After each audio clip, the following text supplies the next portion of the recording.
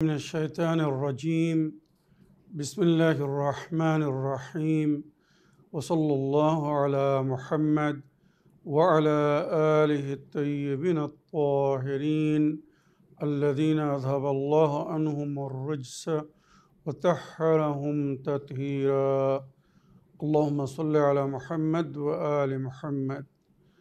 ولعنة الدائمة الباقية على أعدائهم ومنكر فضائلهم وغاصب حقوقهم أجمعين من يوم عداوتهم إلى قيام يوم الدين.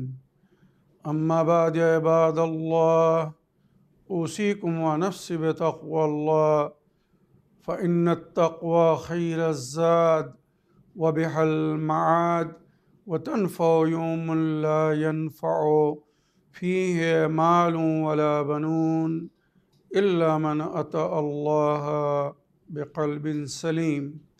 وصلى الله على محمد وعلى آله الطيبين الطاهرين. اللهم صل على محمد وآل محمد وعجل فرجهم. আমার প্রিয় দর্শক ও শ্রোতাবৃন্দ, আসসালামু আলাইকুম ওরহমতুল্লাহি ওয়াবারাকাতুহ। আপনাদের সকলকে আন্তরিক সালাম ও শুভেচ্ছা জানিয়ে আজকের অনুষ্ঠান ইসলাম ইন বাংলায় আপনাদেরকে স্বাগতম জানাই। আশা করি আপনারা যে যেখানে আছেন ভালো আছেন, কুশল ও মঙ্গলে আছেন, সুখে থাকুন, শান্তিতে থাকুন, সমস্ত প্রকারের দুঃখ কষ্ট থেকে মুক্তিতে থাকুন। আল্লাহ রব্বুল আলমিনের কাছে এই কামনা করি। যারা অসুস্থ, আল্লাহ তাদেরকে সুস্থতা দান করুন। যারা ঋণে ভুগছে, আল্লাহ তাদেরকে ঋণ মুক্তি করুন। ওইরূপ যাদের জীবনে কোনো প্রকারের অভাব বা অশান্তি আছে, আল্লাহ রব্বুল আলমিন তাদের সকলের জীবনে সুখ শান্তি দান করুন ও সকলের মনোকামনা আশাকে পূরণ করুন। আমাদের সকলকে সৎ পথে চলার, অসৎ পথ থেকে দূরে থাকার এবং এক অপরকে সৎ উপদেশ দেওয়ার তৌফিক দান করুন। আমরা যেন সত্য বা হক জিনিসকে জেনে শুনে মেনে তার উপরে আমল করে সেটা অন্যদের সামনে তুলে ধরতে পারি বা সকলের কাছে পৌঁছে দিতে পারি। আল্লাহ রব্বুল আলমিন আমাদেরকে সেই মনোবল ও নেক তৌফিক দান করুন। আমিন ইয়া রাব্বাল আলামিন। এই দোয়ার সঙ্গে আজকের পর্ব শুরু করতে চলেছি। বিনা কোনো ভূমিকায় সরাসরি আপনাদের পাঠানো প্রশ্নের উত্তর দিতে চাই। তাই আসুন দেখি কোথা থেকে কে কী প্রশ্ন করছেন। আগে একটি অডিও প্লে করব, তারপরে ইনশাল্লাহ আপনাদের পাঠানো টেক্সট মেসেজ বা চিঠি পড়ে আপনাদের প্রশ্ন জেনে বা শুনে তার উত্তর দেওয়ার চেষ্টা করব। প্রথম অডিও প্লে করি। আসসালামু আলাইকুম মৌলানা সাহেব, আমি হাওড়ার সুমাতলা থেকে রুকিয়া বেগম বলছি। আশা করি আপনি ভালো আছেন। ভালো থাকুন, সুস্থ থাকুন, আল্লাহ আপনাকে নেক হায়াত দান করুন। আমি আপনার প্রোগ্রাম গত 5 বছর ধরে টিভিতে দেখি। আমার খুব ভালো লাগে, নতুন নতুন জিনিস জানতে পারি, শিখতে পারি এবং তার উপর আমল করার চেষ্টা করি। কিন্তু আমাদের এইখানে হুমুসের বিষয়ে কেউ জানে না, আর রোজ ইফতার করার সময়ও কেউ জানে না। মানে আজান দেওয়ার সঙ্গে সঙ্গে ইফতার করতে বলেন। আর আশুরা রোজার সম্বন্ধেও আশুরা রোজাকে রাখতে বলে। আমাদের এখানে ইমাম সাহেবকে আমি জিজ্ঞাসা করেছিলাম কুমুসের বিষয়ে, তা উনি বললেন কুমুস বলে কোথাও নেই। তো আমি বললাম যে কোরআনের সূরা আনফাল আয়াত নম্বর 41 আছে। উনি দেখে বললেন যে কুমুসটা সবার জন্য নয়, যারা যুদ্ধে যায় তাদের জন্য। তো আপনি একটু বুঝিয়ে বলবেন, আমাদের ইমাম সাহেবকে দেখাবো। আমি এই প্রথম চ্যানেলে প্রশ্ন রাখলাম, ভুল হলে ক্ষমা করে দেবেন। আমি ইয়া রাব্বুল আলামিন। আসসালামু আলাইকুম ওয়া রাহমাতুল্লাহি ওয়া বারাকাতুহু। ওয়ালাইকুম আসসালাম ওরহমতুল্লাহি ওয়াবারাকাতুহু। আমার প্রিয় বোন, আপনার ভয়েসমেলের জন্য আপনাকে অসংখ্য ধন্যবাদ জানাই এবং কৃতজ্ঞ জ্ঞাপন করি যে আপনি গত 5 বছর ধরে আমাদের অনুষ্ঠানকে ফলো করছেন, আমাদের উভয় অনুষ্ঠানকে দেখে শুনে বুঝে তার উপরে আমল করার চেষ্টা করছেন, আবার হয়তো সেগুলো অন্যদেরকেও বলছেন। শুকরুলিল্লাহ। আল্লাহ রব্বুল আলমিন আপনাকে নেক হায়াত ও হেদায়েত দান করুন এবং আশা করি এই নেকিতে আপনার মতো অন্যরাও আমাদেরকে সহযোগিতা করবে। সঠিক জিনিসগুলো জানার পরে সেগুলো অন্যদের কাছে পৌঁছে দেওয়ার দায়িত্ব আমাদের, যারা জানে না। আর যারা জানে না তাদেরও দায়িত্ব। কোরআন বলছে ফাসআলু আহলা যিকরি ইন কুনতুম লা তা'লামুন, যা তোমরা জানো না তাদের কাছে জিজ্ঞাসা করো যারা জানে। তো যারা জানে না তাদের কর্তব্য তারা জিজ্ঞেস করবে, আর যারা জানে তাদের দায়িত্ব সেটা বয়ান করার, বলার। তো আশা রাখি কোরআন যেমন বলেছে তাআওয়ানু আলাল বিররি ওয়াত তাকওয়া ওয়ালা তাআওয়ানু আলাল ইসমি ওয়াল উদওয়ান, নেকিতে এক অপরের সহযোগিতা করো, ভালো কাজে এক অপরের মদত করো, অন্যায় পাপে জুলুম অত্যাচারে কেউ কারোর সাথ দিও না। তো আশা করি এই নেকিতে আমরা এক অপরের সহযোগী হব, এক অপরের সাথ দেবো। আমার প্রিয় বোন, আপনার ওয়াইসমের জন্য আপনাকে অসংখ্য ধন্যবাদ জানাই। যে ইমাম সাহেবের কাছে আপনি বলেছিলেন, আপনি সুন্দর সূত্রও দিয়েছেন। অধিকাংশরা হকিকত জানে না, তাদেরকে অন্ধকারে রাখা হয়েছে, তাদেরকে হকিকতকে গোপনে রাখা হয়েছে। আর যে সমস্ত মোল্লা মৌলবীরা জানে তারা মানে না, আর মানে না বলে সেগুলো বলে না। তো আমার প্রিয় দর্শকবৃন্দরা, সঠিক জিনিস জানার দায়িত্ব আপনাদের, জানানোর দায়িত্ব আমাদের। আর সঠিক জিনিসকে জানার পরে, মানার পরে তার উপরে আমাল করতে হবে, আবার সেটা অন্যদের কাছে পৌঁছেও দিতে হবে। নইলে হাসরের দিনে হয়তো আমরা ধরা পড়ব। যদি আমার পরিবার, আমার প্রতিবেশী বা আমার আত্মীয় স্বজনরা, আমার বন্ধু বান্ধবরা, যাদেরকে আমি তাবলিগ করতে পারতাম, সঠিক জিনিস বলতে পারতাম, যদি না বলি, তো কাল আল্লাহ আমাদেরকে ধরবে যে তোমরা জেনে শুনে কেন হকিকত অন্যদেরকে বলনি বা আমন্ত্রণ জানাওনি। আমার প্রিয় বোন, ওই ইমাম সাহেবকে বা ওই মাওলানা সাহেবকে বলবেন সূরা আনফাল আয়াত নম্বর 41 আমি একবার পড়ে যেভাবে সমস্ত তর্জমা বা তাফসিরের মধ্যে লেখা হয়েছে শুনিয়ে দিচ্ছি। ওয়ালামু আন্নামা গানিমতুম,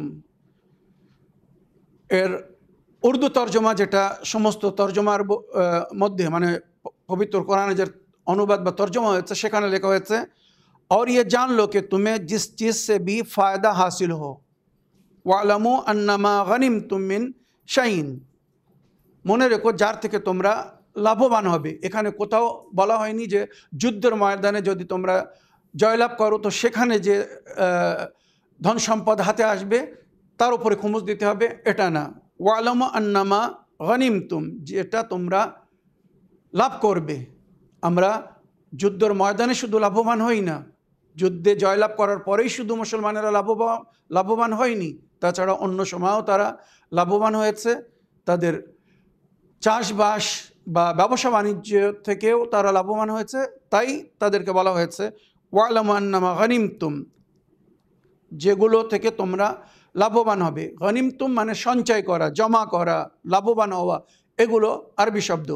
এর একটি অর্থ এটাও হতে পারে গনিমতুম মানে মালে গনিমত। যুদ্ধের ময়দানে মুসলমানেরা যখন কুফার ও মুশরিকিনদের বিরুদ্ধে লড়াই করে জয়লাভ করত, তো সেখানে যে সমস্ত গনিমত তারা অর্জন করত সেটা বিভিন্নভাবে বন্টন হতো যোদ্ধাদের মধ্যে।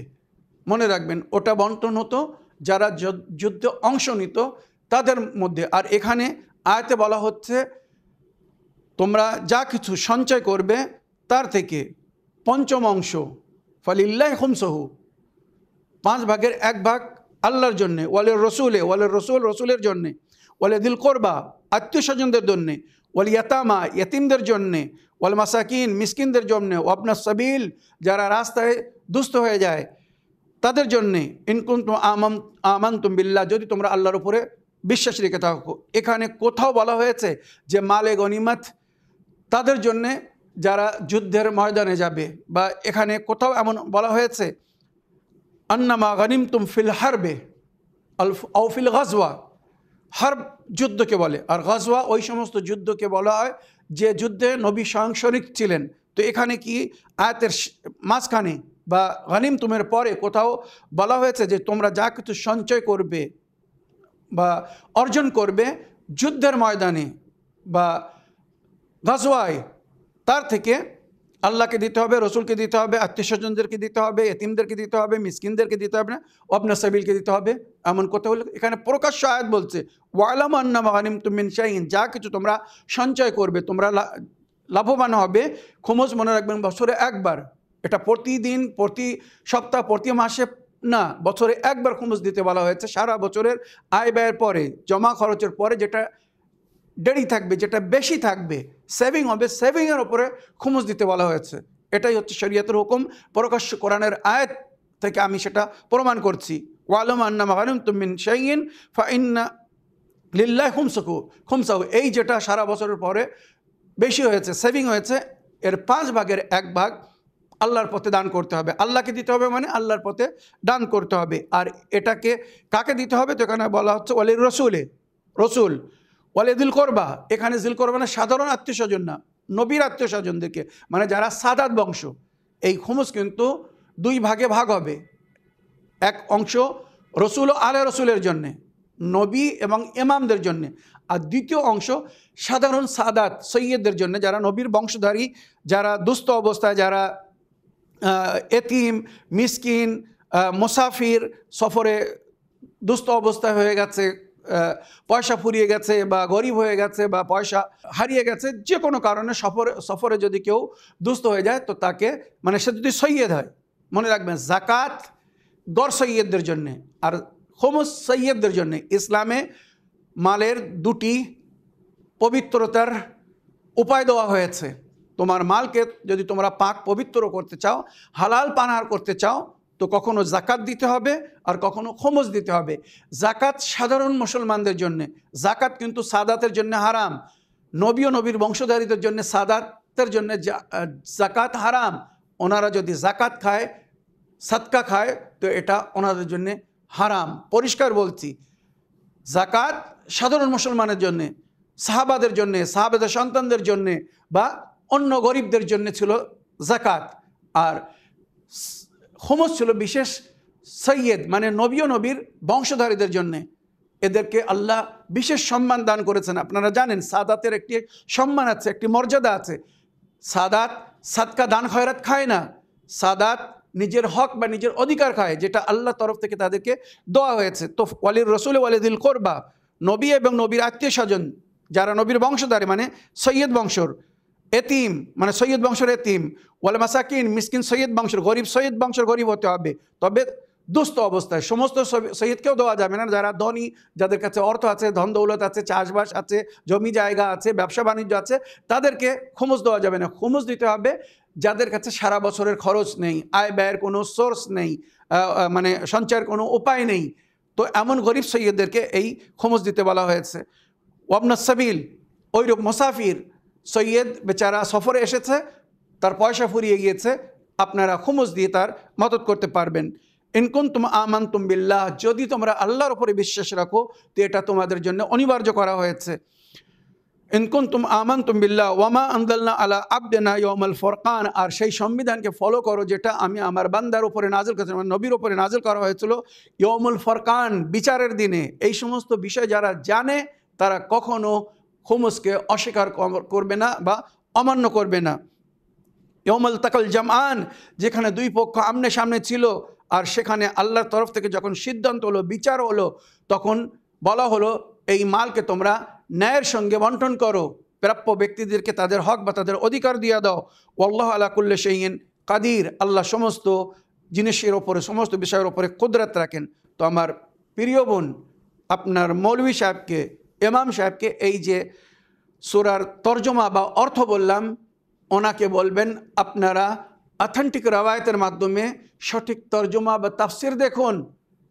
ওখানে কোথাও উল্লেখ হয়নি যে যুদ্ধের ময়দানে যোদ্ধারা যেটা জয়লাভ করবে, মানে সঞ্চয় করবে, সেটা তাদের মধ্যে বন্টন হতো, তাদেরকে দেওয়া হতো। ওখানে কিন্তু বলা হয়নি যে তোমরা আত্মীয় স্বজনদেরকে দাও, মিসকিনদেরকে দাও, বা ইবনে সাবিলকে দাও, এতিমদেরকে দাও না। যুদ্ধের ময়দানে যেটা জয়লাভ করা হতো, সেটা নবীকে দেওয়া হতো, এবং যারা যুদ্ধের ময়দানে যেত তাদেরকে দেওয়া হতো, তাদের মাঝখানে বন্টন হতো। আর ওই জন্যই অনেকে যুদ্ধে অংশ নিত। যে যদি আমরা জয়লাভ করতে পারি তো আমরা কিছু অর্থ পাবো। প্রিয় বোন, এই আয়াত বলছে তোমরা খুমুস দাও, যেটা সেভিং করবে, সঞ্চয় করবে, সারা বছরের জমা খরচের পরে যেটা বেশি থাকবে তার উপরে খুমুস দিতে হবে, তার 5 ভাগের 1 ভাগ। উদাহরণস্বরূপ বলছি, যদি 1 লাখ টাকা ডেডি থাকে, 1 লাখ টাকা সেভিং হয় বা সঞ্চয় হয় সারা বছরের খরচের পরে, বাড়িতে দ্রব্য, খাদ্য যা কিছু আছে সবগুলো কিন্তু ক্যালকুলেশন করতে হবে, হিসাব করতে হবে। টোটাল ব্যাংক ব্যালেন্স বা বাড়িতে যা পয়সা আছে বা যা পানাহার বা যে জিনিসগুলো মনে করুন এখনও ব্যবহার হয়নি, নতুন জিনিস, যদি সেটাকে ব্যবহার না করা হয় আর 1 বছর পুরো হয়ে যায় তো তার উপরেও খরচ দিতে হবে। তো এইভাবে টোটাল ক্যালকুলেশন করে দেখা যাচ্ছে 1 লাখ টাকা হচ্ছে। তো এই 1 লাখ টাকা থেকে 20,000 টাকা আপনাকে খরচ দিতে হবে, তাহলে 80,000 টাকা পাক হয়ে যাবে। ওই হালাল পয়সা দিয়ে আপনি পোশাক কিনে নামাজ পড়বেন, নামাজ হবে। ওই পয়সা দিয়ে কাফন কিনে যদি কাউকে কাফন দেন তার কাফন বৈধ হবে। ওই পয়সা দিয়ে যদি পরিবারের জন্যে পরিধান বা পানাহারের ব্যবস্থা করেন সেটা হালাল হবে। আর ওই 20,000 টাকা যদি আদায় না করেন তো মনে রাখবেন আপনাদের পানাহারও হালাল হবে না, আর যে পোশাকে নামাজ পড়ছেন ওই পোশাকে নামাজও হবে না, গসবি গণ্য হবে। আর গসবি পোশাকে নামাজ হয় না। মোল্লা মৌলবীদেরা কাছে জিজ্ঞেস করে দেখুন, যারা জানে। এবারে যারা জেনে শুনে মানে না তাদের কিছু করার নেই। তো আমার প্রিয় বোন, আশা করি আপনার প্রশ্নের আপনি উত্তর পেয়েছেন। এবারে আগের প্রশ্ন পড়ি, দেখি কোথা থেকে কে কি লিখছেন বা কে কি জানতে চাচ্ছেন।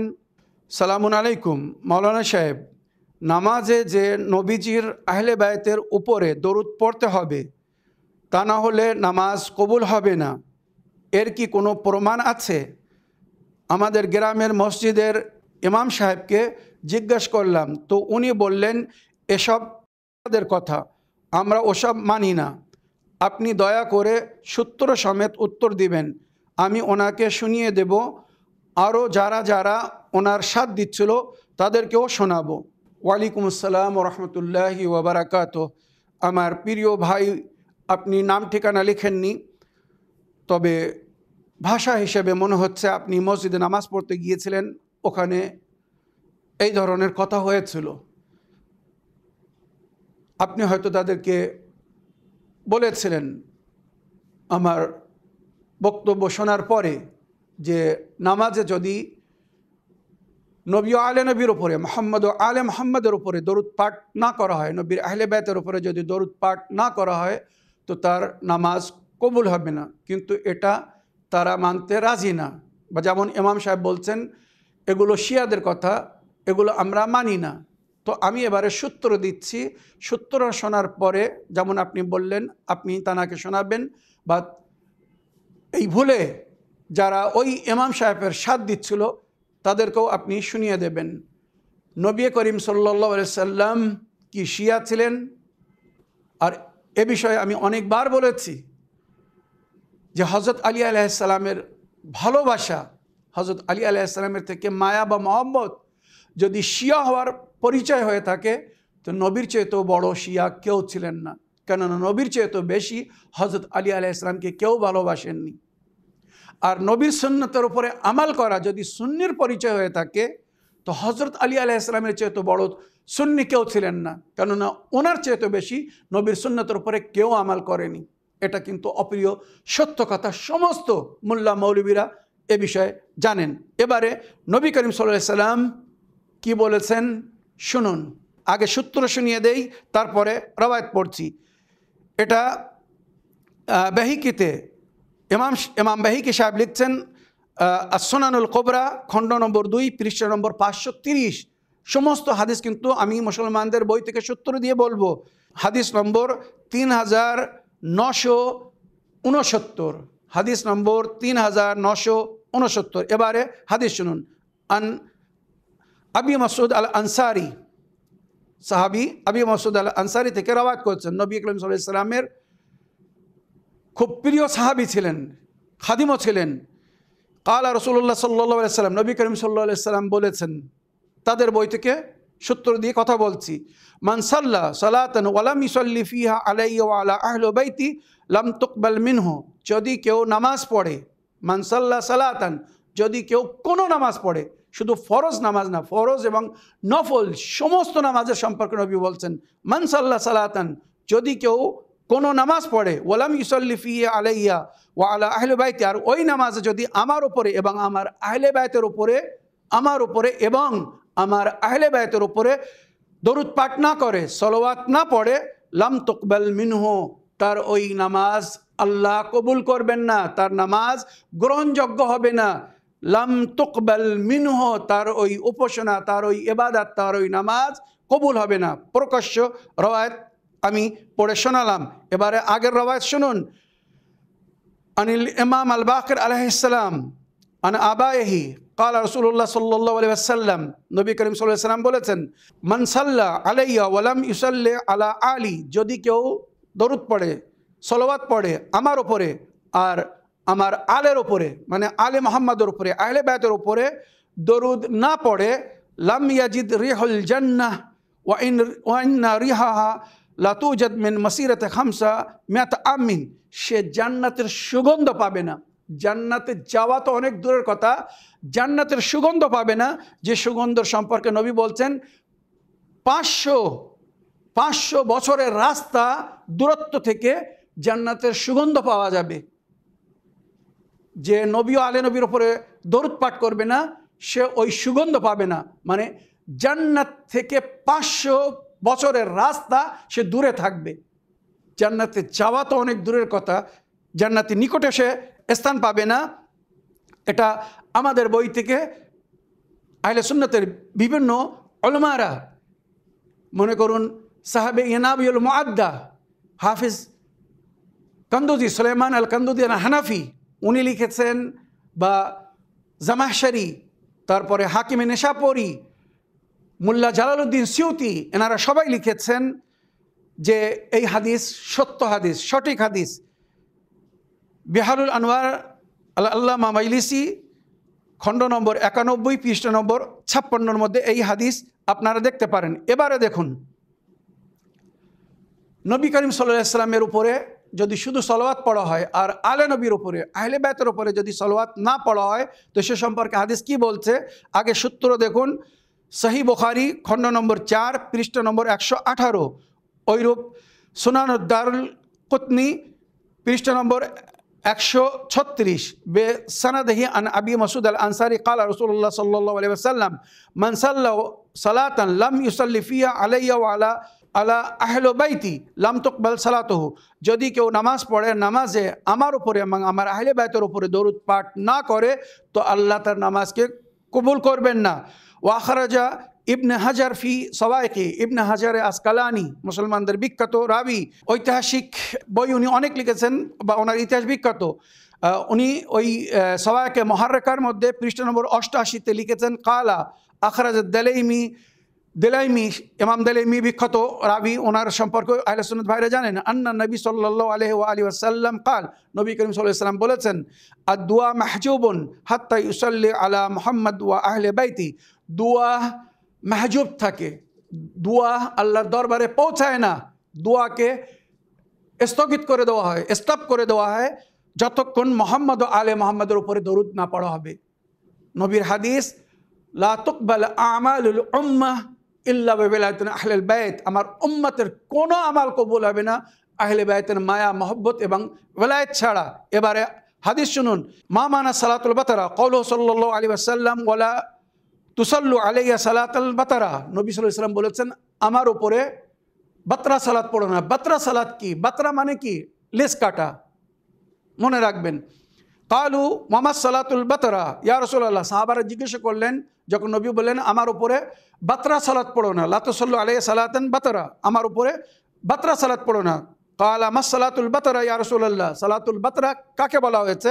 কালা আন তাকুলু আল্লাহুম্মা সাল্লি আলা মুহাম্মদ ওয়া তাসকুনু আও তাসকুতু, তোমরা শুধু আল্লাহুম্মা সাল্লি আলা মুহাম্মদ বলে চুপ হয়ে যাও বা ওখানে স্টপ করে দাও। ইন্নাল্লাহা কামিল লা ইয়াকবাল ইল্লাল কামিল, আল্লাহ রাব্বুল আলামিন পরিপূর্ণ, আর উনি পরিপূর্ণ ছাড়া অ্যাকসেপ্ট করেন না।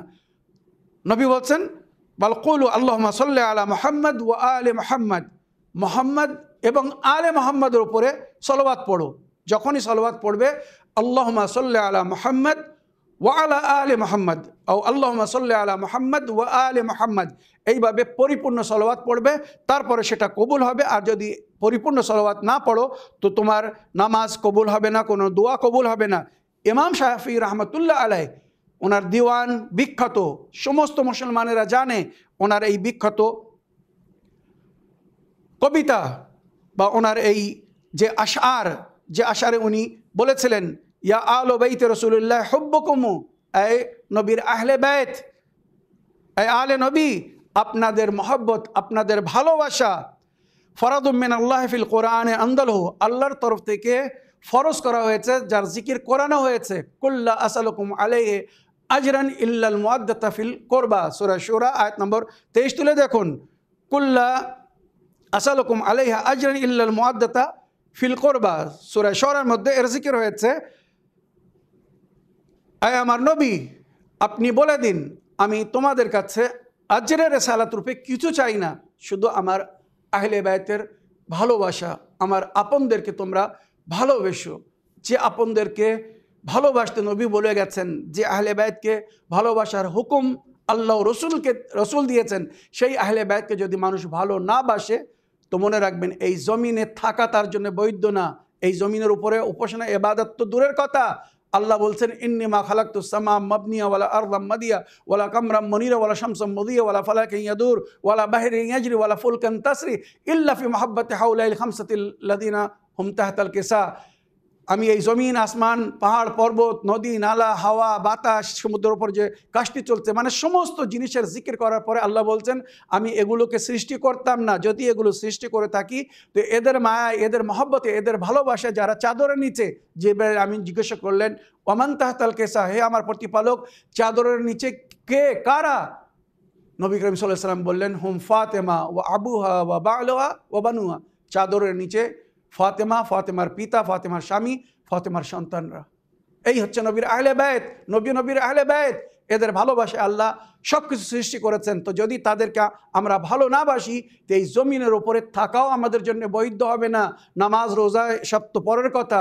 আর নবী পরিষ্কার বলেছেন আমার আহলে বাইতের বেলায়েত ছাড়া, আহলে বাইতের মায়া মহব্বত বা ভালোবাসা ছাড়া আমার উম্মতের কারোর কোনো আমাল কবুল হবে না, হেদায়েতের জন্য যথেষ্ট। ইমাম শাফি বলছেন ইয়া আহলে বাইতি রাসূলিল্লাহ হুব্বুকুম ফরাদুম মিনাল্লাহি ফিল কোরআনে আনজালহু ইয়াকফিকুম মিন আযীমিল ফখরে আন্নাকুম, আপনাদের ফখর মুবাহাত, সুসম্মানের জন্যে, আপনাদের ফজল ও শান যেটা কোরআন ও হাদিসের মধ্যে জিকির হয়েছে, আল্লাহ রসুল বলেছেন, তো আপনাদের সেই সম্মানের জন্য যথেষ্ট। মাল্লাম ইউসাল্লি আলাইকুম লা সালাত আলাহু, যদি নামাজে কেউ আপনাদের উপরে দরুদ না পড়ে, নবী ও আলে নবীর উপরে যদি নামাজে দরুদ পাঠ না করে তো তার নামাজ নেই, তার নামাজ কবুল হবে না, তার নামাজই হয়নি। কে বলছেন? ইমাম শাফি রহমতুল্লাহ আলাইহি। মসজিদের ইমাম আপনাকে স্বর্গে নিয়ে যাবে না। যদি স্বর্গে যেতে চান সেই ইমামকে ফলো করুন, যে ইমামের সঙ্গে কাল হাসরের ময়দানে ডাকা হবে, কোরআন ও হাদিসের মধ্যে যাদের জিকির হয়েছে। আশা করি আপনার প্রশ্নের আপনি উত্তর পেয়েছেন। এবারে আজকের এপিসোডের শেষ প্রশ্ন দেখি কোথা থেকে কে কী জানতে চাচ্ছেন। আসসালামু আলাইকুম মাওলানা সাহেব, আমি কাজী ওবায়দুল্লাহ বলছি বঙ্গোপসাগর থেকে। হুজুর, আমি আপনার কাছ থেকে অনেক কিছু শিখেছি এবং গোপনে তার উপরে আমলও করার চেষ্টা করছি, কিন্তু পরিবার, প্রতিবেশী বা আত্মীয় স্বজনদের ভয়ে প্রকাশ্যরূপে সেটা করতে পারছি না।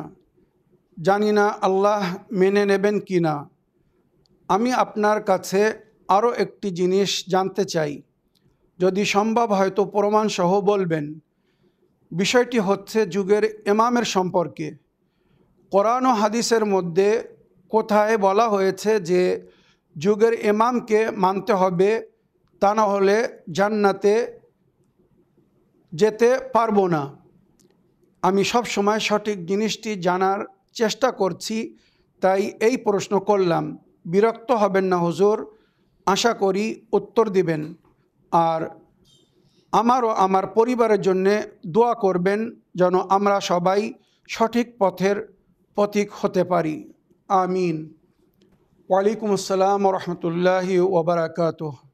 আমার প্রিয় ভাই জনাব কাজী ওবায়দুল্লাহ সাহেব, অনেক দিন পরে আবার আপনি প্রশ্ন করেছেন, চিঠি লিখেছেন, আপনাকে অসংখ্য ধন্যবাদ জানাই। আপনি আমাদের অনুষ্ঠানকে ফলো করছেন, সঠিক জিনিসকে জেনে শুনে মেনে তার উপরে আমাল করার চেষ্টা করছেন। যেমন আপনি লিখেছেন, আপনি গোপনে আমাল করছেন, প্রকাশ্যরূপে আমাল করতে ভয় পাচ্ছেন। পরিবারের, প্রতিবেশীদের, আত্মীয় স্বজনদের হয়তো তারা আপনাকে বাইকাট করবে, সেই ভয়ে আপনি প্রকাশ্যরূপে আমাল করতে পারছেন না। আমি এখানে আপনাকে শুধু সতর্ক করছি, বাকি আপনার দায়িত্ব আপনি পালন করবেন। মনে রাখবেন, কবরে যখন আপনার হিসাব কিতাব হবে, যখন মুনকার ও নাকির আপনার কাছে প্রশ্ন করবে, মান রব্বুক, মান নবিয়ুক, মা দীনুক, মান ইমামুক, মা কিতাবুক ইত্যাদি কবরে প্রশ্ন হবে সমস্ত বিষয় নিয়ে। তো যখন আল্লাহর সম্পর্কে, নবীর সম্পর্কে, দ্বীনের সম্পর্কে, ইমামদের সম্পর্কে প্রশ্ন হবে, তখন কিন্তু ওই আত্মীয় স্বজন, পরিবারের কেউ এসে আপনার মদত করবে না, কেউ আপনার পাশে দাঁড়াবে না, কেউ আপনার উত্তর দিতে সহযোগিতা করবে না। আপনার প্রশ্নের উত্তর আপনাকে দিতে হবে। যদি সঠিক উত্তর না দিতে পারেন তো তার পরিণাম কি হবে আপনি নিজেই জানেন, সবাই জানে। সুতরাং ভয় করুন আল্লাহর, ভয় করুন ইসলামের সংবিধানের, মানে এটা ভয় না, এটা সম্মান। আল্লাহর আমরা ভয় করি না, আল্লাহর হুকুমের সম্মান করি। যদি ভয় করতাম তো সমস্ত উপাসনা বা ইবাদতের সময় কুরবাতান ইলাল্লাহ বলতাম না, যে আমরা এটা করছি আল্লাহর নিকটতম হওয়ার জন্য। যার মানুষ ভয় করে তার থেকে দূরে পালায়, দূরে সরে যায়। না, আল্লাহ ভয়ের পাত্র নয়, আল্লাহ প্রেমের পাত্র, ভালোবাসার পাত্র। আল্লাহর থেকে মহব্বত করতে বলা হয়েছে, আল্লাহর হুকুমকে মেনে চলতে বলা হয়েছে। হ্যাঁ, যারা আল্লাহর হুকুমকে অমান্য করে তাদেরকে আল্লাহর গজবের ভয় করতে বলা হয়েছে। ভয় করো নিজের পাপের, ভয় করো অন্যায়ের, ওই সমস্ত কাজের যে কাজ করলে আল্লাহ ক্রোধিত হবেন, রাগ করবেন, সাজা দিবেন। আল্লাহর গজবের ভয় করতে বলা হয়েছে। তো মনে রাখবেন, কাজী ওবায়দুল্লাহ সাহেব, আপনি সঠিক জিনিসকে জেনে শুনে মেনে তার উপরে আমাল করার চেষ্টা করুন। আর ওটা নিজের পরিবারকেও বলুন। আমি যখন সূত্র সমেত কথা বলছি, প্রমাণ দিয়ে কথা বলছি, তাহলে সত্য, হক, ন্যায় কথা বলতে অসুবিধা কিসের? কোরআন বলছে, কু আনফুসাকুম ওয়া আহলিকুম নারা। শুধু নিজেকে জাহান্নামের আগুন থেকে বাঁচিও না, নিজের সঙ্গে সঙ্গে নিজের পরিবারকেও জাহান্নামের আগুন থেকে বাঁচাও। কু আনফুসাকুম ওয়া আহলিকুম নারা ওকুদুহান নাস ওয়াল হিজারা। যে জাহান্নামের ইন্ধন হবে মানুষ এবং পাথর, সেই আগুন থেকে বাঁচান নিজেকে, নিজের পরিবারকে। আজ আপনার সামনে যদি আপনার পরিবারের উপরে কোনো বিপদ আসে, কেউ আঘাত করে, আপনি চুপ থাকবেন, আপনি সহন করবেন, মেনে নেবেন। আপনার বাল বাচ্চারা যদি মুসিবতে পড়ে, কোনো বিপদে পড়ে, আপনি চুপ থাকবেন? কখনো না। জাহান্নামের চেয়ে তো বড় মুসিবত কিচ্ছু না।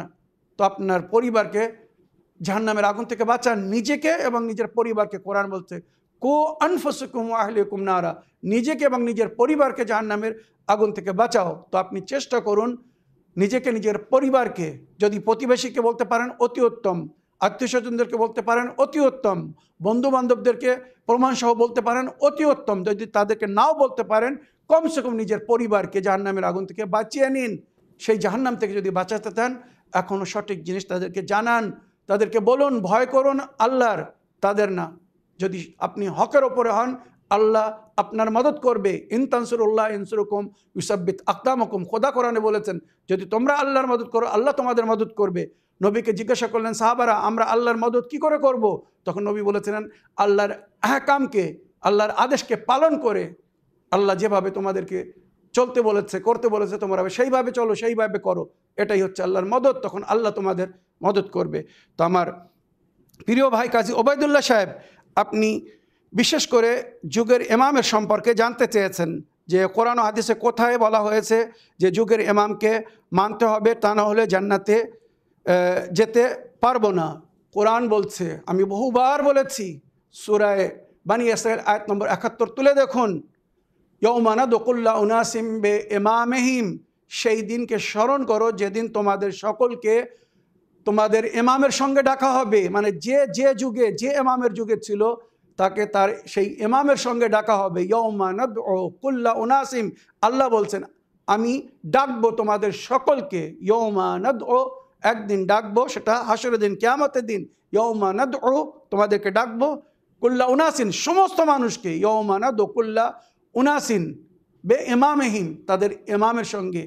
নবী করিম সাল্লাল্লাহু আলাইহি ওয়াসাল্লাম এই আয়াতের ব্যাখ্যায় বলেছেন, তাফসিরে দুররে মনসুর খণ্ড নম্বর 4 পৃষ্ঠা নম্বর 95 তুলে দেখুন। আমি সবসময় সূত্র দিয়ে বলছি, মুসলমানদের আরও অনেক হাদিসের বইয়ের মধ্যে লেখা হয়েছে। নবী এই আয়াতের ব্যাখ্যায় বলেছিলেন, ইউদআ কুল্লা কওম বে কিতাবে রাব্বিহিম ওয়া বে সুন্নাতে নবিয়িহিম ওয়া বে ইমামে জামানিহিম, সমস্ত কওমকে, সমস্ত জাতকে, সমস্ত মানুষকে ডাকা হবে কিয়ামতের দিন আল্লাহর কিতাবের সঙ্গে। মানে সেই যুগে আল্লাহর যে গ্রন্থ বা কিতাব ছিল, তাদের হেদায়েতের জন্য দেওয়া হয়েছিল, সেই কিতাবের উপরে তারা আমাল করেছে কিনা, সেই কিতাবকে মেনেছে কিনা, সেই কিতাবের মধ্যে যে হেদায়েত হয়েছে সেগুলো গ্রহণ করেছে কিনা, তো সেই কিতাবের সঙ্গে ডাকা হবে। ওবে সুন্নাতে নবিয়িহিম, সেই যুগের নবীর সুন্নতের সঙ্গে ডাকা হবে। নবী তাদেরকে যে তালিম দিয়েছিল, হেদায়েত দিয়েছিল, সেই নবীর সুন্নতের উপরে তারা আমাল করেছিল কিনা। এখানে হাদিস শেষ হয়নি, আগে নবী বলছেন ওবে ইমামে জামানিহিম, তাদের যুগের ইমামের সঙ্গে ডাকা হবে। তারা নিজের যুগের ইমামকে ফলো করেছিল কিনা, জেনেছিল কিনা, মেনেছিল কিনা। নবীর হাদিস, মান মাতা ওয়ালাম ইয়ারিফ ইমামা জামানিহি ফাকাত মাতা মিতাতান জাহিলিয়া, যদি কেউ নিজের যুগের ইমামকে না চিনে মরে, সে মূর্খ মরবে, জাহিল মরবে। ফাকাত মাতা ইহুদিয়ান ও নাসরানিয়া, সে ইহুদি মরবে, খ্রিস্টান মরবে, মুসলমান মরবে না। ফাকাত মাতা মিতাতান আলান নিফাক আবিল আলাল কুফর, রওয়ায়াত বলতে সে মুনাফিক মরবে, কুফরের অবস্থায় মরবে। নবীর হাদিস বিখ্যাত, আব্দুল্লাহ ইবনে ওমর দ্বিতীয় খলিফার ছেলে স্বয়ং এই হাদিসের রওয়ায়াত করছে। নবী করিম সাল্লাল্লাহু আলাইহি ওয়াসাল্লাম বলেছিলেন, মান বাতা ওয়ালাম ইয়াবি ইমাম আল্লাযী ইফতারাদাল্লাহু তাআতা ওয়া মাতা ফাকাদ মাতা আলাল কুফর, যদি কেউ রাত্রে ঘুমায় ওই ইমামের বায়াত না করে, যার ইতাত তার উপরে ফরজ করা হয়েছে, যার ইতাত করা, যার অনুসরণ করা, অনুগমন করা তার উপরে ফরজ, তার যদি বায়াত না করা সয়, আর সকাল হওয়ার আগে, ভোর হওয়ার আগে যদি সে মারা যায়, মাতা ফাকাদ মাতা আলাল কুফর, সে কুফরের অবস্থায় মরবে। যুগের ইমামকে জানুন, মানুন, তার অনুসারী হন, এটাই নেজাত। কুফরের অবস্থায় মরলে কিন্তু কেউ জান্নাতে যেতে পারবে না। এই সমস্ত হাদিস প্রকাশ্য রূপে আমাদেরকে বলছে, নিজের যুগের ইমামকে মানো, নিজের যুগের ইমামকে ফলো করো, যে ইমামের সঙ্গে তোমাদেরকে কাল ডাকা হবে। এখানে আরও একটা সুন্দর রওয়ায়াত বলছি, আমরা যে নবীর পরে 12 ইমামদেরকে মানি, নবীর হাদিস, আল আইম্মাতু বাদি ইসনাই আশার, ইয়া জাবির, আমার পরে 12 জন ইমাম হবেন। হাদ্দাসানা মুহাম্মদ বিন হামাম আন জাফর বিন মুহাম্মদ বিন মালিক আল ফরাদি আন হাসান বিন মুহাম্মদ আন সামা আন আহমদ বিন আল হারিস কালা হাদ্দাসানি আল মুফদ্দল বিন আমর ও ওমর আন ইউনুস বিন দবিয়ান আন জাবির বিন ইয়াদিদ আল জহফি আন জাবির ইবনে আব্দুল্লাহ আল আনসারি। এতটা রাবির নাম বললাম, মুসলমানদের রওয়ায়াতের বইয়ের মধ্যে যে সমস্ত রাবির নাম আছে। সামেতো কি বলছেন, আমি শুনেছি। জাবির ইবনে আব্দুল্লাহ আল আনসারি বলছেন, ইয়াকুলু লাম্মা আনজালা আল্লাহু ওয়া জাল্লা আলা নবিয়িহি সাল্লাল্লাহু আলাইহি ওয়াসাল্লাম, যখন নবীর উপরে এই আয়াত অবতীর্ণ হয়েছিল, ইয়া আইয়ুহাল্লাযিনা আমানু আতিউল্লাহ ওয়া আতিউর রাসূল ওয়া উলিল আমরি মিনকুম, হে বিশ্বাসীগণ তোমরা ইতাআত করো আল্লাহর রসুলের আর উলিল আমরের। তো জাবির আব্দুল্লাহ বলছে, আমি জিজ্ঞাসা করলাম, ইয়া রাসূলুল্লাহ, কুলতু ইয়া রাসূলুল্লাহ, আরাফান আল্লাহ, আমরা আল্লাহকে জেনেছি, ওয়া রাসূলু, তার রসুলকেও জেনেছি, যার ইতাআত করতে হবে। ফামান উলুল আমর আল্লাযী কারানা আল্লাহু তাআতুহুম বিতাআতিক, এই উলুল আমর বলতে কারা?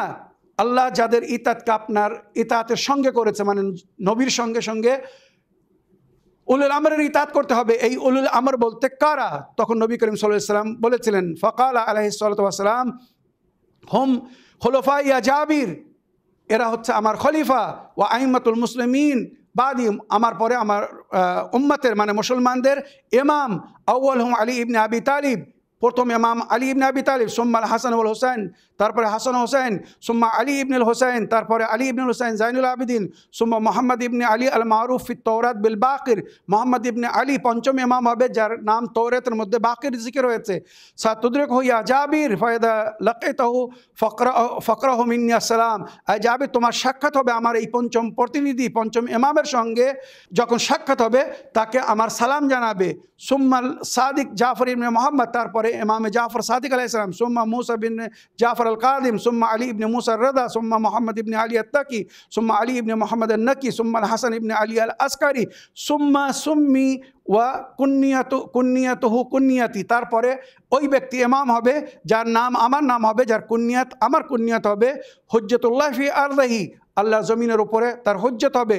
ওয়া বাকিয়াতু ফি ইবাদিহি, আল্লাহর বান্দাদের মধ্যে আল্লাহ তাকে বাকি রাখবে। ইবনুল হাসান ইবনে আলী আল হুজ্জত ইবনুল হাসান আল আসকারি, ইমামে আসকার আলাইহিস সালামের ছেলে, যিনি যুগের হুজ্জত হবেন ইমামে মেহদি আলাইহিস সালাম। যালিকাল্লাযী ইয়াফতাহুল্লাহু তাআলা বিহি মাশারিকাল আরদি ওয়া মাগারিবিহা আলা ইয়াদাইহি, যার হাতে আল্লাহ মশরিক ও মাগরিবকে ফাতহ করবে, মানে পুরো বিশ্বকে উনি জয়লাভ করবেন। যালিকাল্লাযী ইউগীবু আন শিয়াতিহি ওয়া আউলিয়াহি গায়বাতান লা ইয়াসবুত ফিহা আলাল কওল বিইমামাতিহি ইল্লা মান আমতাহানাল্লাহু কলবহু লিল ঈমান। আর এক পিরিয়ড তিনি গায়বাতে থাকবেন, এখন ওনার গায়বাতের যুগ চলছে, তো নবী এ বিষয়ে ভবিষ্যবাণী করে গেছেন যে এই দ্বাদশতম ইমাম 12ই ইমাম উনি এক পিরিয়ড গায়বাতে থাকবেন। আর সেই গায়বাতের যুগে ইমানের উপরে খুব কম লোক টিকে থাকবে, ইমানের উপরে টিকে থাকবে না বা ওনাকে ইমাম বলে মানবে না, ইল্লা মান আমতাহানাল্লাহু কলবহু লিল ঈমান। হ্যাঁ, যাদের অন্তরের আল্লাহ পরীক্ষা নিয়েছে, যাদের ঈমান পরিপূর্ণ এবং মজবুত হবে, তারাই নিজের যুগের ইমামের সঙ্গে সম্পর্কে থাকবে, যার জিকির সূরা আলে ইমরানের শেষ আয়াতে উল্লেখ হয়েছে, ইসবিরু ওয়া সাবিরু ওয়া রাবিতু। এই যুগে তোমাদেরকে ধৈর্য ধরতে হবে, এক অপরকে ধৈর্য ধরার জন্য বলতে হবে, আর আপোষে সম্পর্কে থাকতে হবে বা নিজের যুগের ইমামের সঙ্গে সম্পর্কে থাকতে হবে। এবং শেষ যুদ্ধের জন্যে যে যুদ্ধের নাম ইতিহাসে সুন্দরভাবে উল্লেখ হয়েছে, মনে রাখবেন এই বিশ্বের শেষ যুদ্ধ লড়বেন যুগের ইমামে মেহদি আলাইহিস সালাম। নবী এ বিষয়ে ভবিষ্যবাণী করে গেছেন।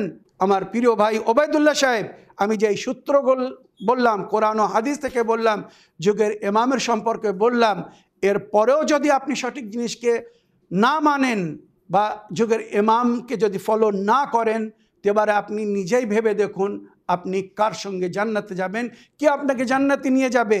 কোরআনে বলেছে কিছু ইমামরা পালাবে নিজের ভক্তদেরকে দেখে, মান্যকারীদেরকে দেখে। এরা কারা জানেন? যাদেরকে উম্মত বা পাবলিক ইমাম তৈরি করেছে, এরা নিজেরা পালাবে। তখন পাবলিক বলবে, আল্লাহ এদেরকে ধরুন, সাদাতনা ওয়া কুবরাউনা ফাদাল্লুনা, এরাই আমাদের সর্দার ছিল, আমাদের বড়রা ছিল, আমরা ইমাম মনে করে এদের কথা শুনতাম, কিন্তু এরা আমাদেরকে পথভ্রষ্ট করে চলে গেছে, পথভ্রষ্ট করে রেখেছে। তখন তাদের সাজাকে ডবল করে দেওয়া হবে। উম্মত তো সাজা পাবে, আর যারা উম্মতকে মিসগাইড করছে তাদের সাজা ডবল হবে। এই বলে আমার আজকের বক্তব্য এখানে শেষ করলাম। ওয়া আখিরু দাওয়ানা আলহামদুলিল্লাহি রাব্বিল আলামিন। ওয়াসসালামু আলাইকুম ওয়া রাহমাতুল্লাহি ওয়া বারাকাতুহু।